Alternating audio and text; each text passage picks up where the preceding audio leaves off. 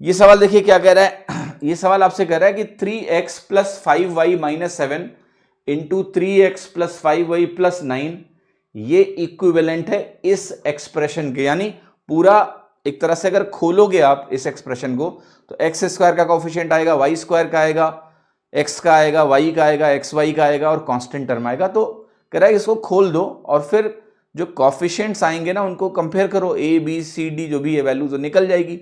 फिर एक एक्सप्रेशन का मान हमें बताना है ये कि b plus e minus f into d upon c into a की जो वैल्यू होगी वो कितनी होगी, ये आप कैलकुलेट करके बता दो। तो जरा गौर से देखना, मैं इसका मल्टीप्लीकेशन करने जा रहा हूं। 3 इंटू 3 क्या बनेगा, 9x स्क्वायर। तो 3x को 3x से गुणा किया तो 9x स्क्वायर बना। ऐसे ही देखो y स्क्वायर में 5y और 5y जब गुणा होंगे तो वैल्यू 25y स्क्वायर आएगी, लिख दिया। और देखो ध्यान से एक चीज और तय है, ये 7 और 9 जो गुणा होंगे इससे -63 लास्ट में आएगा, वो भी मैंने लिख दिया।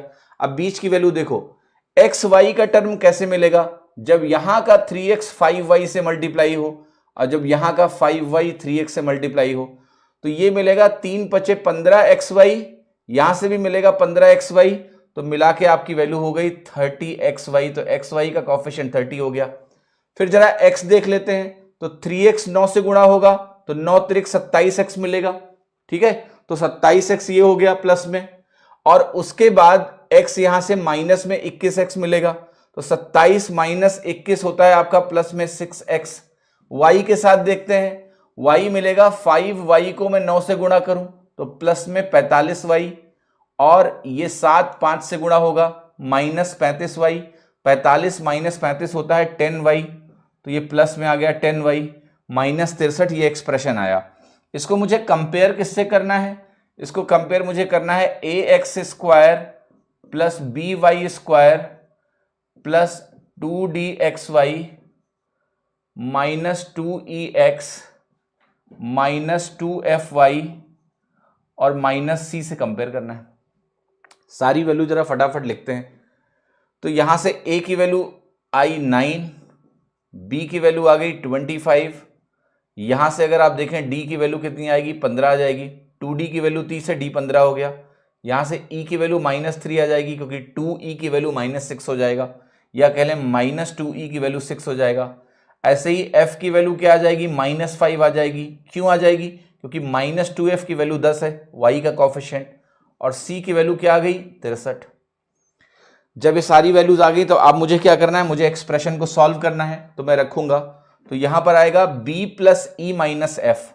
तो b प्लस ई क्या हो गया 25 - 3, 25 - 3 माइनस एफ है तो ये बनेगा -5, ठीक है। इसको मल्टीप्लाई किससे करना है, d से। d की वैल्यू क्या है 15 डिवाइडेड बाई c इंटू ए है, तो c की वैल्यू हमारी कितनी निकल के आई है 63, a की वैल्यू कितनी निकल के आई है 9। सिंप्लीफाई कर लो तो ये 25 - 3 हो गया 22, या ऐसे कर लो ये +5 बनेगा, 5 - 3 2, तो ये हो गया 25 2 27 इंटू 15 बटे 63 इंटू 9। और जब ये कर लिया तो अब करते हैं थोड़ा काट पीट। आप कहोगे 9 × 3 = 27 बनेगा, और 3 से अगर काटेंगे तो यहाँ 21 बनेगा, 3 × 7 = 21 बनेगा, 3 × 5 = 15 बनेगा। तो फाइनल जो आंसर आ रहा है वो आ रहा है 5/7, और 5/7 आपका आंसर क्या है a becomes the right answer. I hope किसी को कोई कंफ्यूजन नहीं होना चाहिए इस सवाल में। अच्छा सवाल है, पेशेंस टेस्ट करेगा एग्जाम में जब ये सवाल आएगा तो हड़बड़ी नहीं होनी चाहिए। यहां पर स्टैंडर्ड स्टेप्स हैं और यहां पर आपका पेशेंस बहुत मैटर करता है, इसलिए एग्जाम में ना कूल माइंडेड होना बहुत आवश्यक है। ऐसे सवाल भी लोगों से गलत हो जाते हैं या फिर टाइम वेस्ट होता है, मतलब कोई भी वैल्यू प्लस की जगह माइनस हो गई तो अननेसेसरी एक्स्ट्रा टाइम लगेगा। इसलिए बहुत ही कूल हेडेड, काम हेडेड रहो, फोकस बहुत इंपॉर्टेंट है, ठीक है। रील और शॉर्ट्स कम देखो ताकि आपका फोकस